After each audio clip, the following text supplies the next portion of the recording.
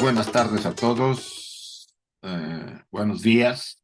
Supongo que en muchos países en América es todavía de mañana, 11:30 en México, pero por los demás varía. Pues estamos en la segunda sesión del mes de febrero con el tema de estudio de la doctrina secreta, el tomo tercero. Vamos a hacer nuestra dedicación. Oh, tu sol dorado del esplendor más excelente, ilumina nuestros corazones y llena nuestras mentes. Así que nosotros, reconociendo nuestra unidad con la divinidad que es el corazón del universo, podamos ver el camino a nuestros pies y llevar nuestros corazones y nuestras mentes a esos distantes objetivos de perfección, estimulados por tu propia luz radiante. Así sea. La meditación. Oh Pushan, oh sustentador de todo. Abre los labios de la verdad ahora ocultos bajo áureo velo, para que los devotos de la verdad podamos ver. Así sea también. Bueno, aquí tenemos nuestro cartel, las claves que todavía durarán todo el mes de febrero y los demás meses. Ya pronto le mandaremos el cartel a Chuy, el nuevo, con las uh, fechas de marzo, abril y mayo, sí, para que tengan ya las indicaciones. La contraseña va a ser la misma y la hora, mientras no se cambie un horario en algún país que se haría conocer por medio del WhatsApp que tiene Chuy o Carolina, cualquiera de los dos. Este fin de semana tenemos la Federación Teosófica Interamericana invita al Día de Adiar, ¿sí? El domingo 16 de febrero nos los va a presentar Catalina y Sasa. Ya conocen a Catalina, que está en Adiar, y a su esposo Shikar Agnihotri, que es magnífico también conferencista. Van a tener esta intervención para el día de Adiar, domingo 16 de febrero, a las 10 horas hora de México, pero las demás fechas, los demás horarios están repartidos en diferentes países con la misma clave hasta ahora. Puede que haya un cambio, pero eso lo comunica la Federación Teosófica Interamericana, ¿sí? De momento, este cartel todavía tiene estas claves, ¿sí? Estemos atentos para los próximos carteles. Bueno, el día de mañana está el estudio de las cartas de los Mahatmas. Lo dirige el doctor Enrique Reich y las claves y el horario es el mismo que cada martes. Están todos invitados. Bien, vamos a abordar nuestro tema nuevamente con los nagas. Esta imagen a mí me llamó la atención, ¿no? Eh, Pudiera parecer una fantasía o considerada por nosotros debido a las características, ¿no? de un ser medio serpiente, medio humano. Eh, de acuerdo a la antigua tradición oculta, cuando se empezaron a formar las primeras formas animales y humanas en la raza lemur, hubo varias intervenciones de generadores de vida, ¿no? Daksha era uno de los que de alguna manera representaba al iniciador de la vida humana. Entonces, aquí en este párrafo nos dice la doctrina secreta: los primeros nagas, seres más sabios que las serpientes, son los hijos de la voluntad y de la yoga, nacidos antes de la separación completa de los sexos. O sea, todavía esto tenía que ver antes de que los sexos se separaran, a mediados de la tercera raza lemur, por ahí de la tercera subraza, cuando se separaron los sexos. Esto ocurrió antes. Madurados en el hombre productor de huevos, creado por el poder de Kriya Shakti. Recuerden que este poder era muy especial vamos a decir, de las jerarquías que vinieron a ayudar a los seres humanos, de los santos sabios en la primera tercera raza, en la primitiva tercera raza. Entonces, entendemos que para muchos puede parecer esto una fantasía alegórica que a lo mejor tiene otro significado. Eran considerados como seres muy sabios los nagas, ¿no? Seres serpiente. No es nada especial el tema de la serpiente, ¿no? Está muy relacionada en todas las tradiciones. El árbol del bien y del mal en el paraíso, pues estaba una serpiente, ¿no? A la que después si ustedes analizan, ¿no? Entiendan, a la que después la castigan teniéndose que arrastrar. Quizás los nagas fueron parte de esos seres que ayudaron al hombre a tener conciencia, ¿no? Por ejemplo, estos nagas no se arrastraban, se movían, ¿no? Erguidos. Pero bueno, eh, nosotros tenemos una serpiente en la base de la espina dorsal, la famosa Kundalini. O sea, el tema de la serpiente es un tema muy amplio. Desde el punto de vista psicológico tiene dos o tres significados, ¿no? Si una serpiente, ustedes sueñan y se mueve sobre la tierra, tiene elementos eróticos, ¿sí? Pero si está erguida, está hablando de aspectos de sabiduría, de conocimiento. Entonces, releo nuevamente el párrafo. Dice, en la doctrina secreta, los primeros nagas, los primeros hombres serpiente, nacidos de huevo, por supuesto, todavía eran de las, vamos a decir, no nacidos de los hermafroditas que empezaron a partir de la tercera subraza, sino antes de seres más sabios que las serpientes, son los hijos de la voluntad y de la yoga, nacidos antes que la separación completa de los sexos, madurados en el hombre productor de huevo, creados por el poder de Kriya Shakti. O sea, fue una creación mental de los santos sabios que vinieron a ayudar a la formación de la humanidad. Recuerdan que los Manasaputras y los Anishvata y los Kumaras tenían su labor principal, su principal objetivo era activar la mente en los humanos que eran a mente, ¿no? Tenían la mente desarrollada. Algunos de estos Manasaputras entraron en los seres humanos que estaban muy maduros, o sea, estaban ya, vamos a decir, más desarrollados hacia lo humano. Todavía en esa etapa los seres humanos eran etéricos, semietéricos, y todavía eran gigantes. Entonces dicen que ellos estuvieron escogiendo a los más maduros, a los más desarrollados, tanto de los nacidos de huevo como los que ya empezaban a nacer separados, uh, como hermafroditas. Entonces, esa etapa es compleja. Una parte de estos creadores de seres o de generadores de la mente, como dice acá, los hijos de la voluntad de la yoga, o sea, seres muy relacionados con Daksha y con Brahma, generaron por Kriya Shakti a estas entidades, ¿sí? De los santos sabios en la primitiva tercera raza.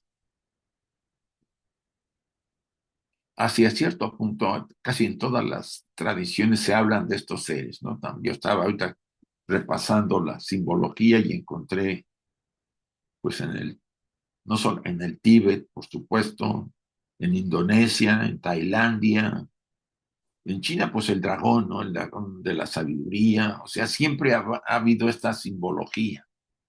Y es interesante que nosotros lo asumamos investigándolo, ¿no? Viendo esta etapa tan compleja que tenía que ver con la formación y sobre todo después Daksha tuvo que tener que ver con también con la generación de seres, de mamíferos y animales, no solamente de humanos. En esto se encarnaron los señores de los tres mundos superiores, las varias clases de rudras que habían sido tushitas, que habían sido hayas, que son adityas, pues según lo explica el Parashara, existen siempre apelativos de los rudras inmensamente poderosos. ¿Quiénes eran los rudras? Yo encontré en el glosario esta definición. Dice, los rudras, los poderosos, los señores de los tres mundos superiores, una de las clases de espíritus caídos o que se encarnan. Todos ellos nacieron de Brahma, según el Vishnu Purana. Primero eran seres poderosos de los tres mundos superiores, superiores al humano, ¿sí? Al material. Y que una de las clases de los espíritus, ¿por qué ponen entre comillas caídos? Porque caídos está muy relacionado con que entraron, que encarnaron en seres humanos. Entonces, esa palabra de caído está viene mucho en los mitos o en los dogmas cristianos. Olvídense de la caída, es la entrada en la humanidad. Obvio, puede ser que para ellos que eran seres superiores, encarnar en humanos materiales era una reducción de vamos a decir, de su desarrollo. Otro punto que encontré es en la doctrina secreta se dice que los Rudras son hijos de Rudra y constituyen las 7 manifestaciones de Rudra Shiva, ¿sí? Manifestaciones de Shiva, el dios destructor y también el gran yogi y asceta. Entonces, son formas de Shiva que se manifestaron, ¿no? Como grupos. Yo tengo también las regiones de dioses, clases de dioses que semejantes a Shiva entraron y encarnaron en la naciente humanidad, ¿no? Uh, en las nacientes estructuras humanas de la tercera raza lemur. También un tercer punto es que la mitad de ellos son brillantes y benévolos, y los demás son negros y feroces. Su número es de 11. 11 Rudras o hijos de Rudra Shiva, del gran yogi, ¿sí? Asceta, destructor para regenerar el mundo. O sea, son formas alegóricas que se puede decir, es una alegoría de que cierta proyección de Rudra Shiva, vamos a decir, son prolongación de su naturaleza. Se generaron estos seres nacidos por Kriya Shakti también, y ellos ayudaron de alguna manera a la formación de los seres humanos en distintos aspectos. Ahora, aquí hay una alegoría mítica de Daksha sobre todo. Dice, algunos de los descendientes de los nagas primitivos y las serpientes de sabiduría poblaron América cuando sus continentes se levantó durante los días florecientes de la Gran Atlántida. Pues América es el Patala, o la antípoda del Jambudvipa, no del Bharatravashta, ¿vale? O sea, América, si ustedes ven, está totalmente en antípoda de eh, eh, Jambudvipa, asumo que es parte de la India, ¿no? Estamos del otro lado exactamente, América. Vean esta imagen, ¿no? De seres como serpientes, aquí hay mujeres adorando, ¿sí? A diferentes deidades, ¿no? Ahora, la palabra, eh, estos poblaron América cuando su continente se levantó.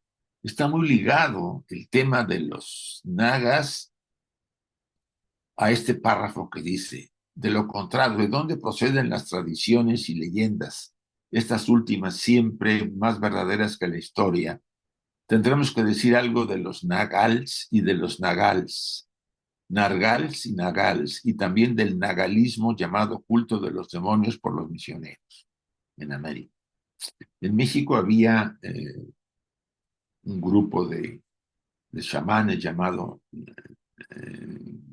nahuales, ¿sí?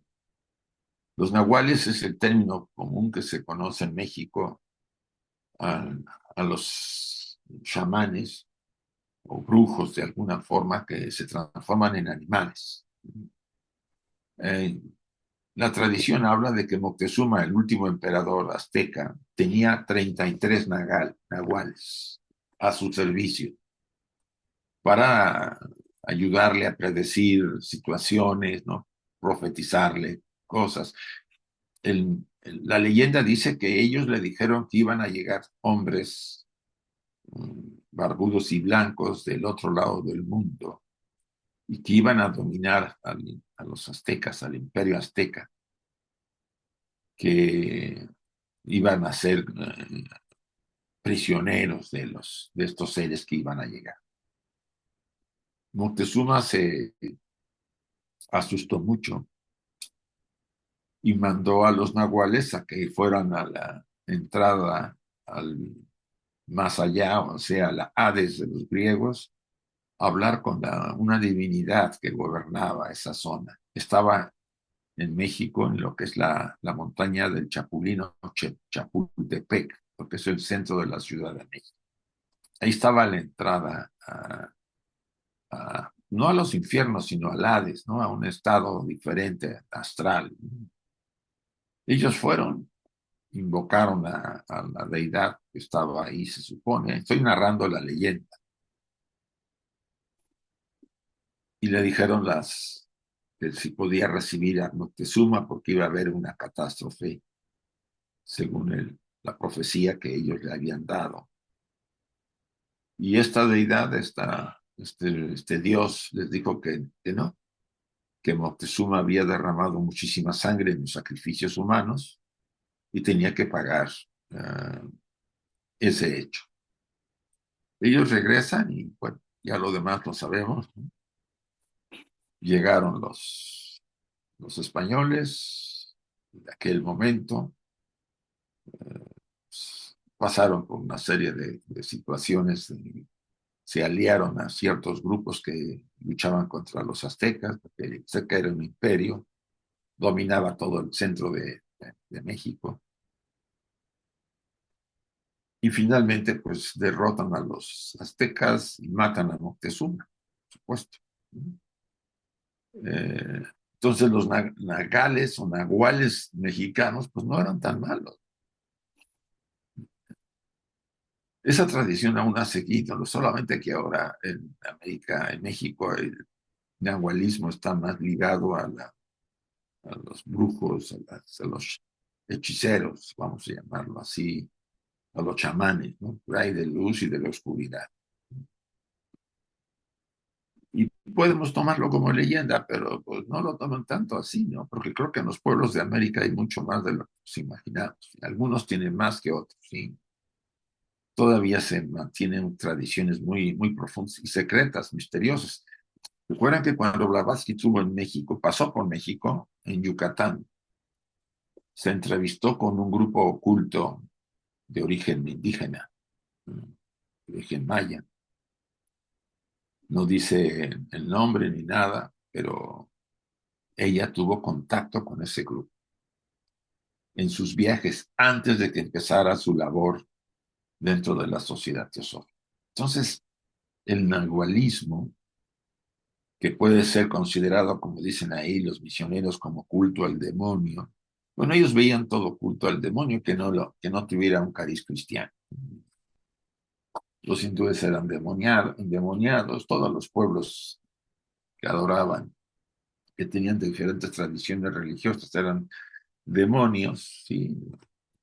Solamente el cristianismo. Bueno, es una opinión que algunas religiones monoteístas también tienen, lo mismo dice el Islam y lo mismo dicen los judíos, pero bueno, eso es respetable. Pero pues no es así. Todas las tradiciones ayudan al ser humano. Cuando la tradición ayude al ser humano a ser mejor, vale, venga de donde venga. Incluso el otro día yo comentaba, ¿no? Incluso la santería que se practica, creo que en Haití, parte de Brasil, algunos países del África, que suena muy así, adoración de los elementales y cosas así. Pues mire, si la gente que lo practica es mejor, se transforma y hace, y puede ser feliz y llegar a realizarse como ser humano, vamos a llamarlo así, pues mira, muy bien que esté dentro de la santería. Ya no estamos para decir y lo mío es bueno y lo tuyo no. Es una falacia de todas las tradiciones. ¿Sí? Porque si nos vamos a buscar atrás de lo que hay de la tradición, vamos a darnos cuenta que pues, deja mucho que desear. Pero bueno, en casi todos los Puranas se halla la historia del sacrificio de Daksha, del que se supone viene todos los seres humanos, ¿sí? Cuyo relato más antiguo se encuentra en el Vayu Purana. Hay en ella, a pesar de ser una alegoría, estamos hablando de una alegoría, hay en ella más significado y más revelaciones biológicas para un naturalista que en todas las vaguedades pseudocientíficas que son consideradas como sabias teorías e hipótesis. Aquí Blavatsky es un poco, estira a los científicos de su época. Pero la realidad, la ciencia en el siglo XIX estaba bastante limitada, vamos a llamarlo así. Había mucha vaguedad en las hipótesis del origen del hombre. Recuerdo que todavía algunos grupos cristianos hablaban de que el hombre había sido creado 6.000 años antes de Cristo. 6.000 años. Bueno, después eso se quitó, se borró cuando empezaron a salir todos los animales tiranosaurios y todos los que tenían millones de años, pues desapareció esa hipótesis, ¿no? Pero tuvo sostenida mucho tiempo. O sea, en esa época la ciencia estaba pues, en pañales todavía. Había ciertas cosas muy avanzadas, pero la mayoría estaba empezando apenas y sobre todo en aspectos antropológicos, sociológicos y arqueológicos, pues dejaba mucho que desear. A pesar de que estaban descubriendo, pues se sostenían en ciertas hipótesis. Bien, aquí Blavatsky, un poquito, no burlona, pero sí dando a entender que las revelaciones biológicas para un naturalista estas eran más serias que para todas las vaguedades pseudocientíficas, es lo que les dice a todos, que son consideradas como sabias teorías e hipótesis de su momento. Yo creo que ahí en el capítulo, creo que en el 1, en Cosmogénesis, hay toda una parte que la dedica a cuestionar a la ciencia de su momento. Recuerden que hemos avanzado en 30 años, en los últimos 30 años, lo que no se hizo en 2000 años. ¿Se pueden dar cuenta? Ni siquiera nosotros, ¿no? Yo, porque nací en el año 46. O sea, todavía en mi época, en los años 60, no había el avance de ahora. Los teléfonos de chiquito, eh, todavía no se iba a la luna, y todo ese tipo de cosas que parecían de fantasía, de ciencia ficción, no se daban. Y de repente se vino un impactante cambio y un progreso muy fuerte, como lo vemos ahora.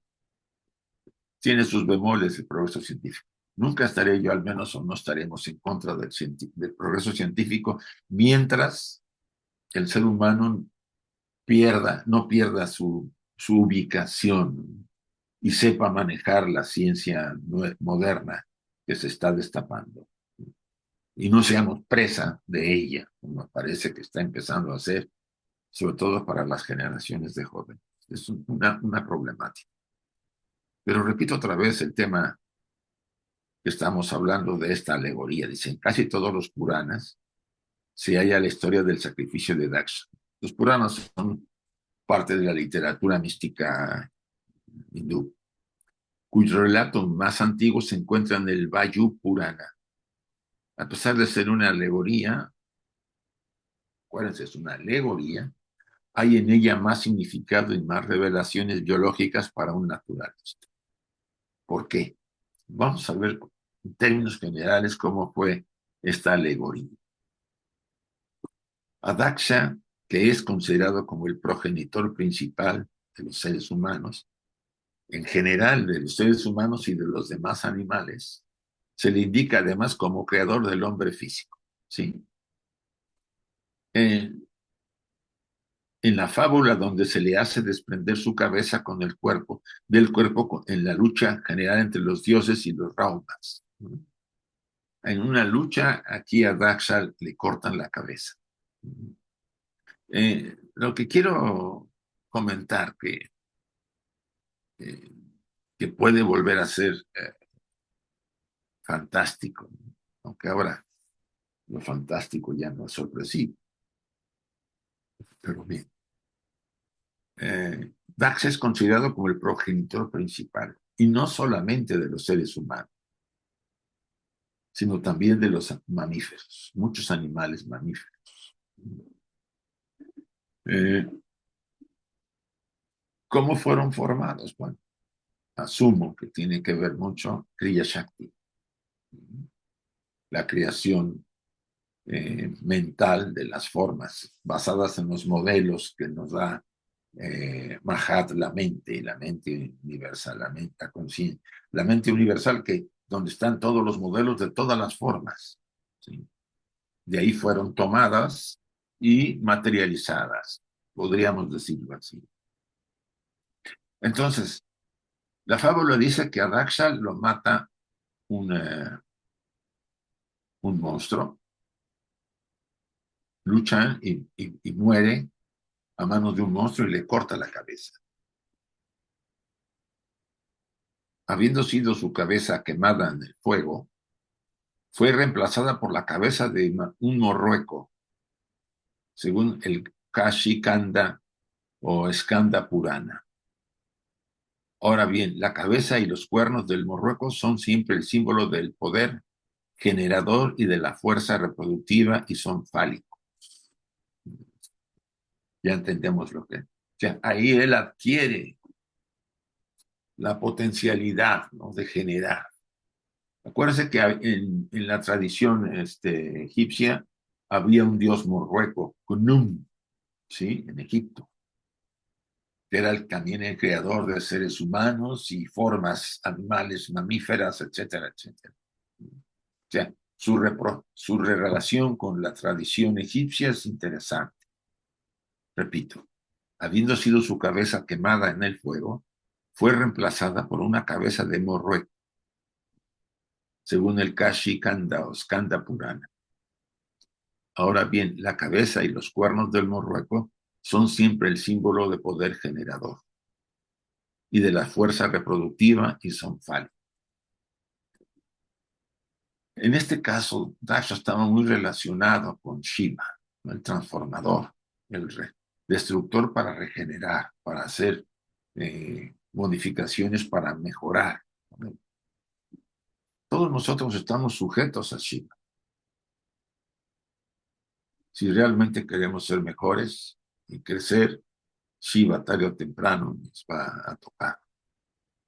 Nos va a tocar porque tenemos que, vamos a decir, dejar de ser lo que somos, probablemente por varias vidas, para transformarnos en la verdadera naturaleza superior que nosotros representamos en este plano.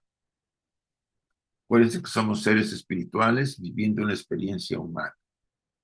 Y Shiva tiene una función importante de destruir lo viejo para generar lo nuevo. En este caso, la alegoría habla muy interesante de convertir a Daksha, que era progenitor de casi todos los seres humanos, en un morrueco. Sobre todo porque el símbolo de generación y de fuerza reproductiva necesaria para seguir generando las formas en el mundo en ese momento de la tercera raza lemur. Según hemos dicho, Daksha es quien establece la era de los hombres engendrados por relaciones sexuales.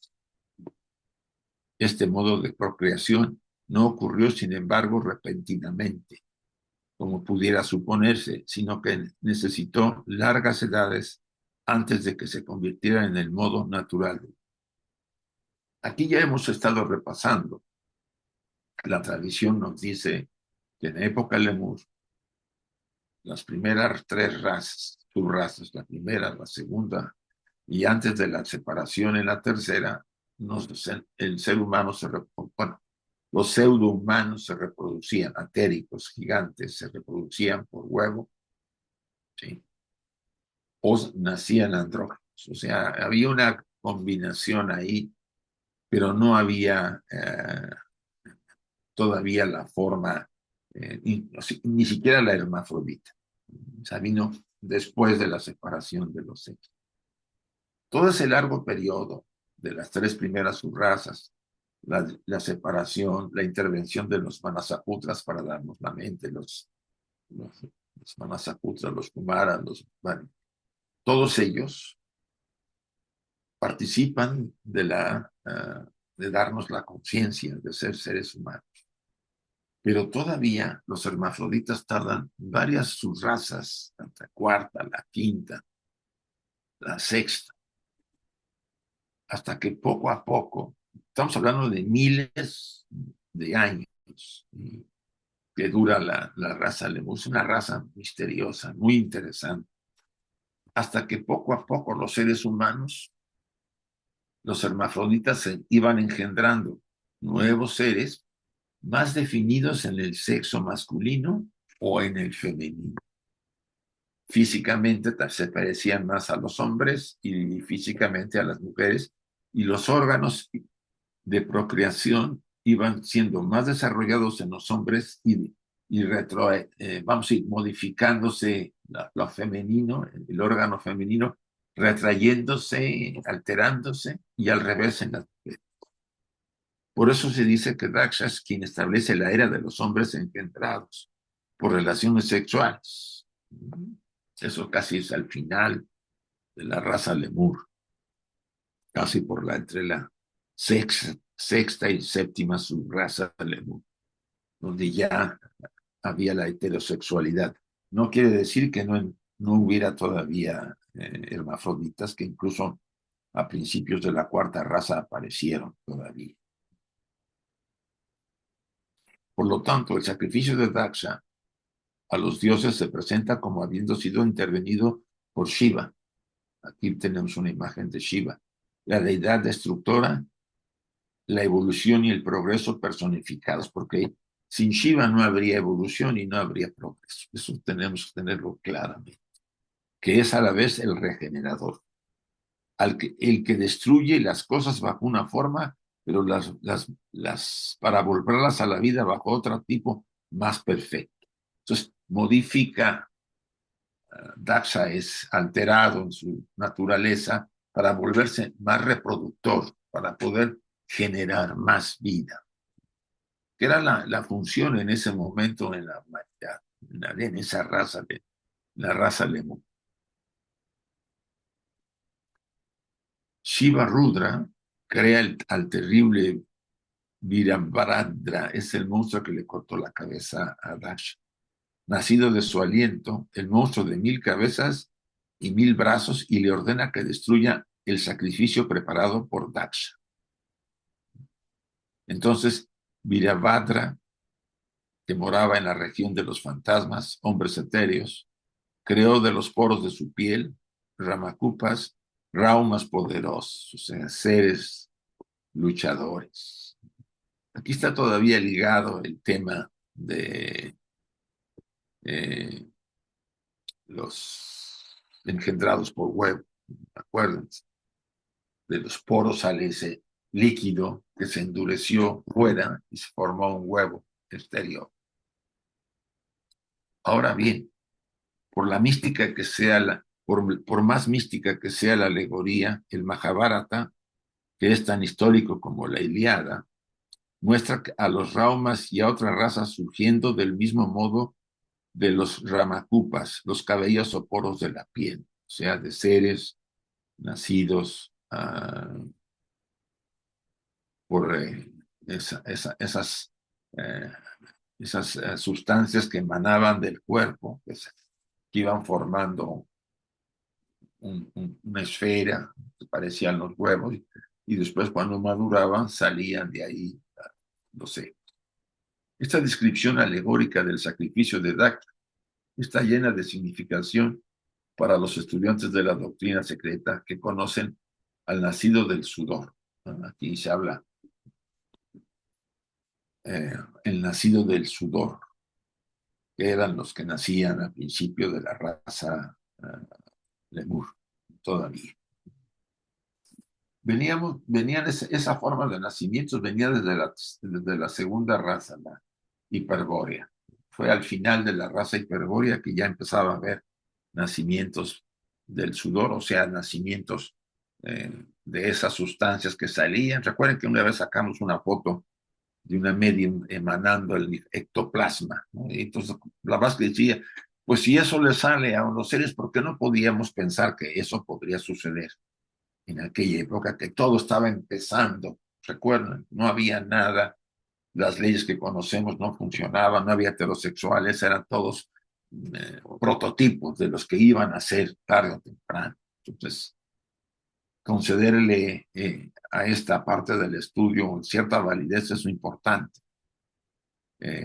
Por lo menos darle la oportunidad a que lo investiguemos posteriormente. Además, en la narración del sacrificio que hace del Vayu Purana, se dice que tuvo lugar en presencia de criaturas nacidas del huevo, del vapor, de la vegetación, de los poros de la piel y solo finalmente de la matriz. O sea, todo el proceso. Criaturas nacidas del huevo, del vapor, de la vegetación, de los poros de la piel, que está muy ligada a las emanaciones también, y solo finalmente de la matriz. O sea, eh, este, esta simbología está muy ligada a la generación no solamente de humanos, sino también de los mamíferos que posteriormente se desarrollaron. Daksha es el tipo de la tercera raza primitiva, santa y pura, careciendo aún del ego individual y poseyendo tan solo capacidades pasivas. Acuérdense que Daksha empezó a engendrar antes de la llegada de los Manasaputras, de los dadores de la conciencia. Brahma, por lo tanto, le ordena crear en los textos exotéricos, obedeciendo entonces la orden, produjo progenie, inferior y superior, bípedos y cuadrúpedos. O sea, esta entidad que era servidor de Brahma o una forma de Brahma, por Kriya Shakti empezó a crear seres. Por eso dice, produjo progenie putra inferior, o sea, animales, mamíferos, y superior, bípedos y cuadrúpedos, o sea, diferentes formas, incluyendo probablemente a los nagas, de los que estamos hablando. Toda esa etapa es una etapa compleja, nos puede parecer fantástica, está ocurriendo antes de la separación de los sexos. Entre las terceras, su raza lemur y la primera. En ese periodo, que eran varios miles de años, se estuvo dando este proceso. Y aquí se presenta en esta parte de la doctrina como una alegoría para dar a entender a los estudiantes las diversas formas de reproducción que se dieron al principio. Y esto es interesante porque el ser humano aún no estaba, era todavía etérico, era más divino que humano.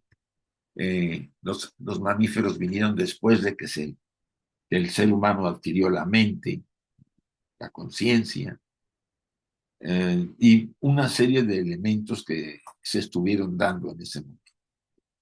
Por eso,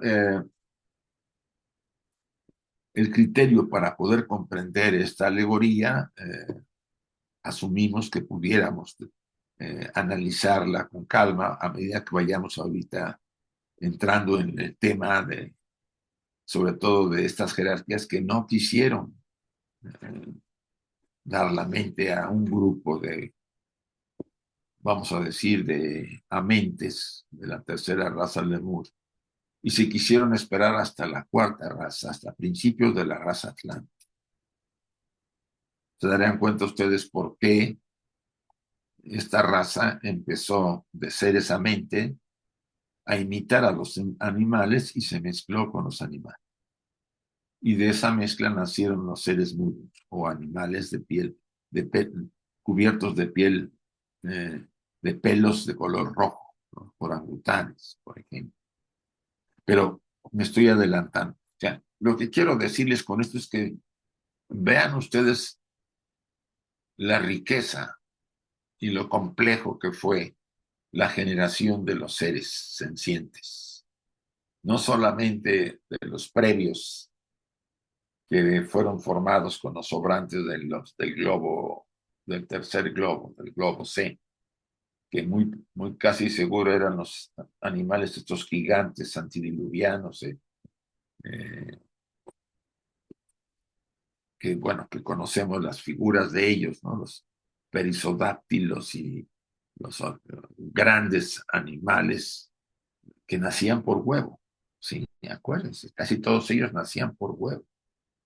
No había mamíferos todavía en aquella época.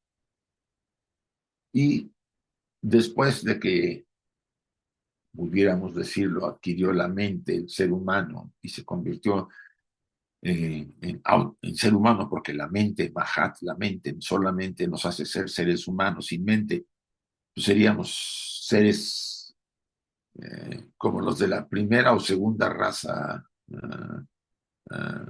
hiperbórea, ¿no? Sobre todo la raza hiperbórea, ¿no? Sin conciencia, sin autoconciencia.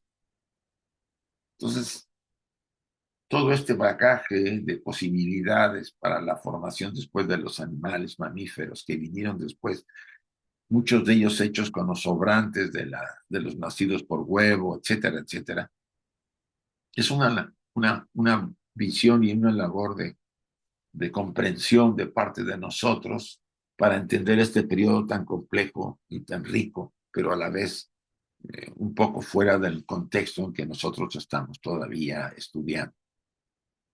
Bien, voy a abrirlo para que si hay preguntas y veamos. Bueno, si hay alguna preguntilla,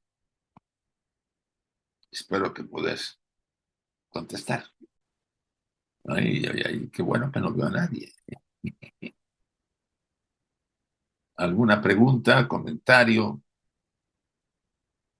Es interesante esta parte. Yo me la pude haber brincado porque la alegoría tiene sus elementos. Yo probablemente creo que Blavatsky utilizó la alegoría para poder explicar la generación de los mamíferos, sí. No le quedaba otra. ¿Por qué? Porque la dificultad de explicar por qué no había antes mamíferos del ser humano y después sí los hubo.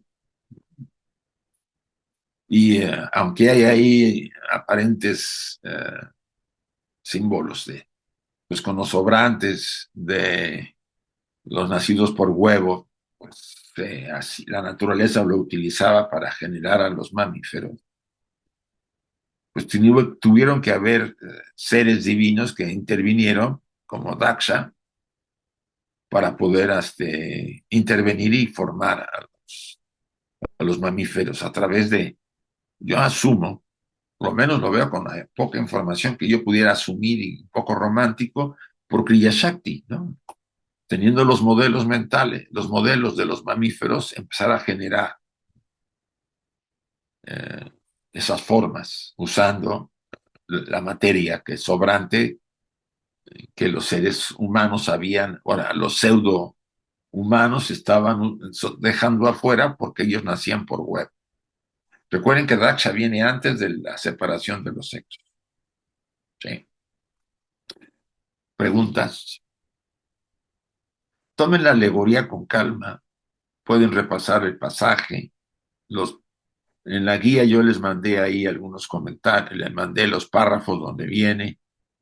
Normalmente trato de evitar entrar a mucho a simbología porque para muchos es más complejo la comprensión y me voy casi siempre a las directrices de lo oculta, pero en este caso pues no hay otra para poder entender cómo ella trata de explicar la formación, ¿no? De la participación de estas deidades, de estas jerarquías para generar las formas que conocemos como animales mamíferos.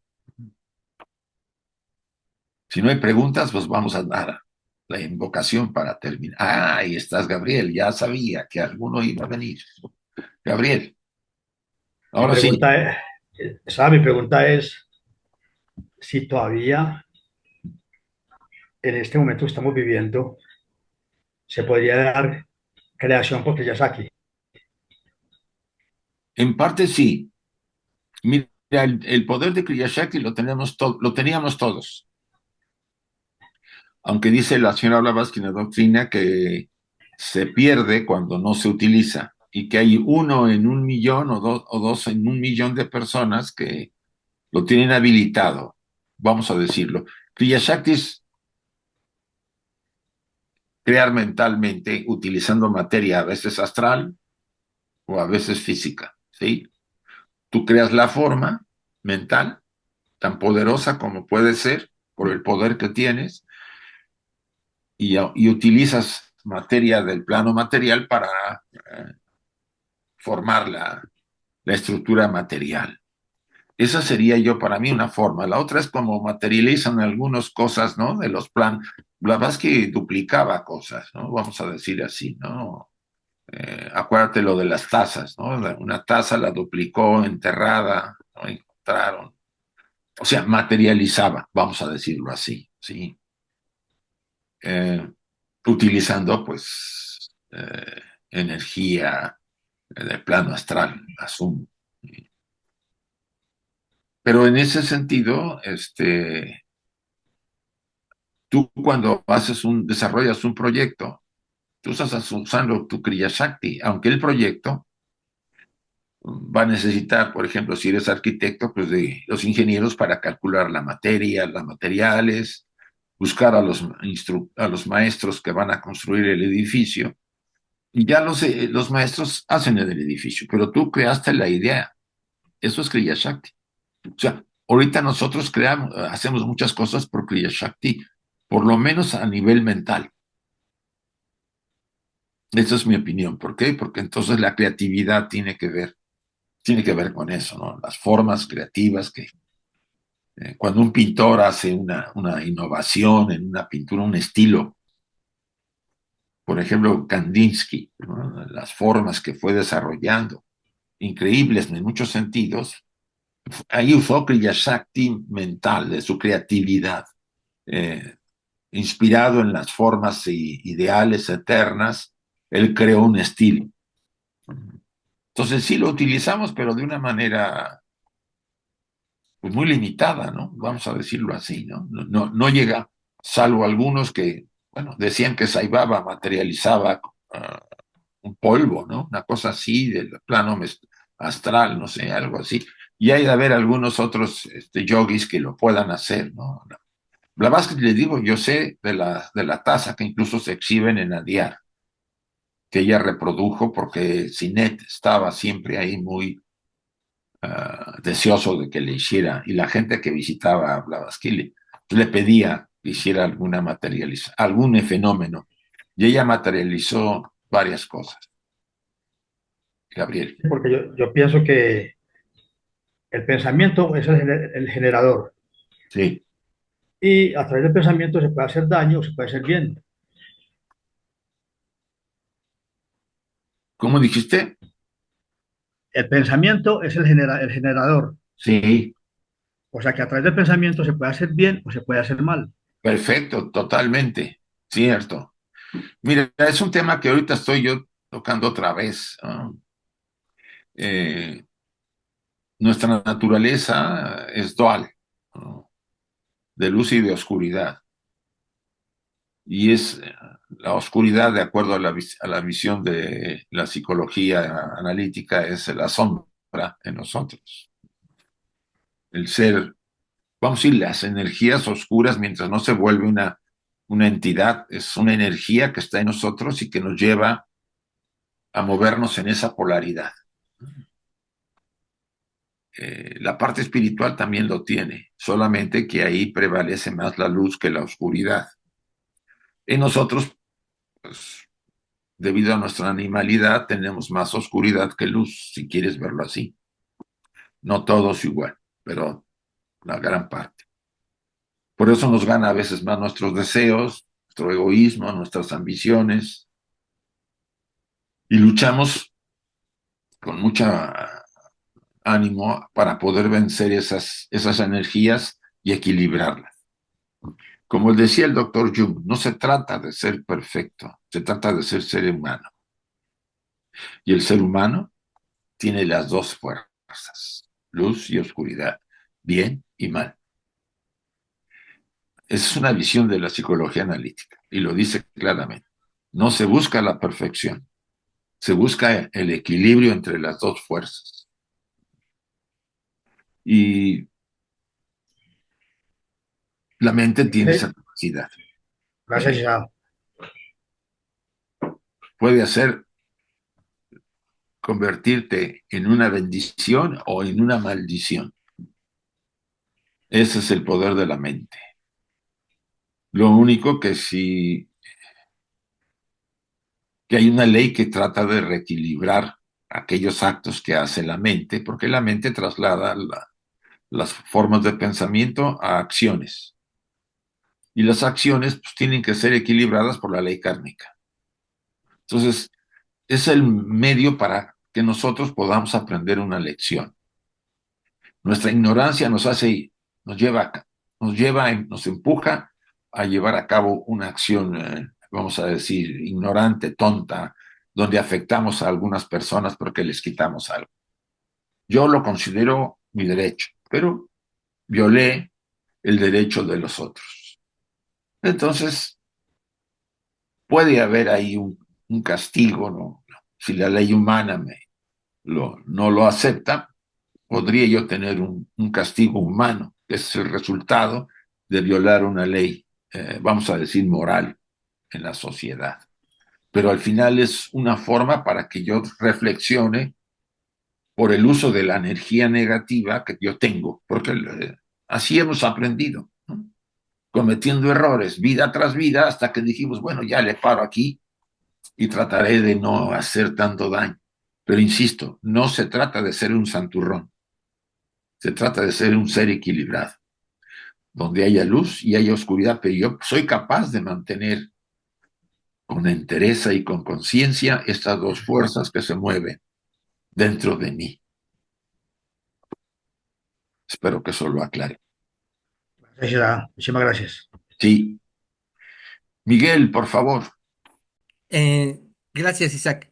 Lo que quería yo comentar es, em, está anotado ahí que Daksha tuvo progenie y utiliza la palabra putra. Y es el complemento de la palabra pitri. Pitris son padres y putras son hijos o descendencia, como Manasaputra, los hijos de la Ajá. mente. Sí, sí, tiene razón. Y ya después, Vara y Avara, los de 2 y 4 patas, Ajá, que juntos, estas expresiones las utiliza la maestra Blavatsky para, muy interesante, hacer referencia a que esta, por llamarlo así, estirpe creadora, no solo se abocó a los vehículos humanos, sino a los vehículos animales también. también eso, En sí. esa, en esa misma, en esa misma etapa de la humanidad, la evolución prácticamente la involución, porque todavía no llegábamos a la cuarta raza. A la mitad de la cuarta raza raíz se alcanzó el máximo de em, La involución. densidad en la materia. Sí, sí. Y a partir de ahí se inicia el ciclo evolutivo, el Ujú, arco evolutivo. sí, Y a partir de ahí, el sentido sí, sí. de la función de la energía inteligente ya no estuvo únicamente para, a ver si me doy a entender, la inteligencia al servicio del animal Ajá, pasó a tener la oportunidad a el servicio de lo humano. sí, sí, sí, sí. Tu Y aclaración ahí en está ese muy bien. camino estamos.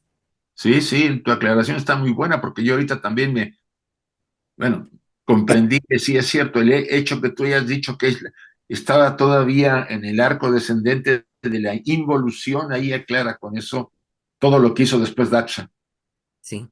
y Shiva, porque en realidad Daksha era una parte de esa generación que Shiva utilizaba para la transformación. Y otra analogía que quizás valdría la pena considerar, tú decías que la, la ciencia ha avanzado o el conocimiento abierto ha avanzado más en estos 30 años ¿Sí? que en siglos anteriores. Que en los dos Y, mil años, por supuesto, más o menos. ajá, y lo mismo ocurriría tal vez en esta etapa ya evolutiva de la humanidad en términos de un progreso consciente que todo lo que se había vivido antes.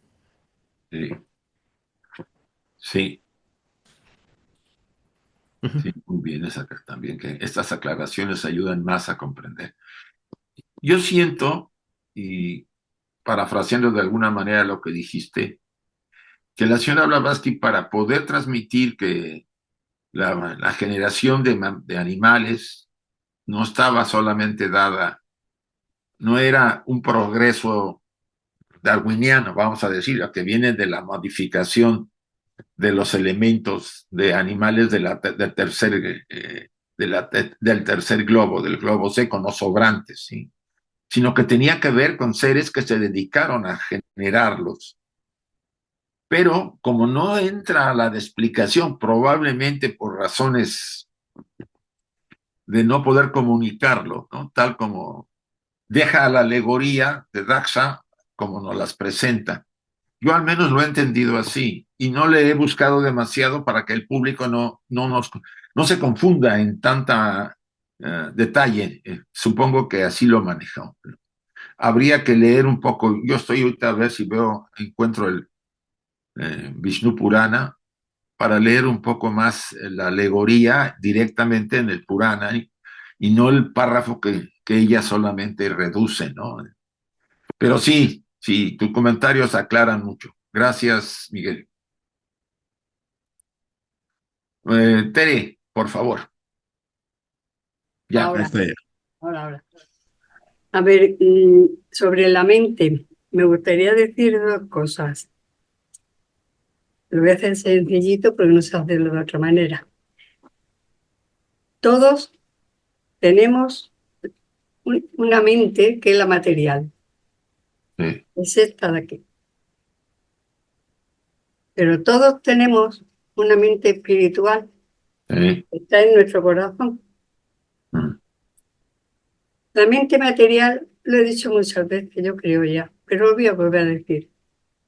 A mí me suele decir, anda, Tere, con lo que has vivido de mal, con lo que tienes, con lo que vas, con lo que sé, y estás haciendo esto, aquello y lo otro, quédate en casa, hombre, y tal. Y yo le digo a la mente, y creerme que es verdad, le digo, tú te quedas y yo me voy. Y cuando yo voy a hacer el trabajo voluntario que hago en las cosas estas, me transformo completamente, ¿sabes? No soy yo, porque escucho a la persona que viene a pedir el favor. Esa es mi mente espiritual, que no mm, quisiera perder nunca. mm, Y después hablamos de la evolución de la vida. evolución de la vida, primero tenemos que evolucionar nosotros, que ya hay personas que han evolucionado y siguen la evolución, pero mientras nosotros no evolucionemos, pues sería un fracaso, cuando ahora hay posibilidades para bien y para mal, también lo tengo que decir. Bueno, gracias. Gracias a ti, Tere. Bueno, chicos, ya no veo más manitas, entonces vamos a hacer la invocación, ¿les parece? Para cerrar nuestro estudio de hoy. Les pido que cerremos nuestros ojos un momento, por favor. Y repitamos internamente la siguiente invocación. Oh vida oculta que vibras en cada átomo. Oh luz oculta que brillas en cada criatura. Oh amor oculto que todo lo abarcas en la unidad. Que cada ser que se sienta uno contigo sepa que es uno con todos los demás. Así sea. Así sea y gracias a todos. Los veo. Gracias. Nos vemos los que quieran mañana y si no el sábado, el domingo, con el aniversario de la Sociedad Teosófica. Se cumplen creo que 150 años, chicos.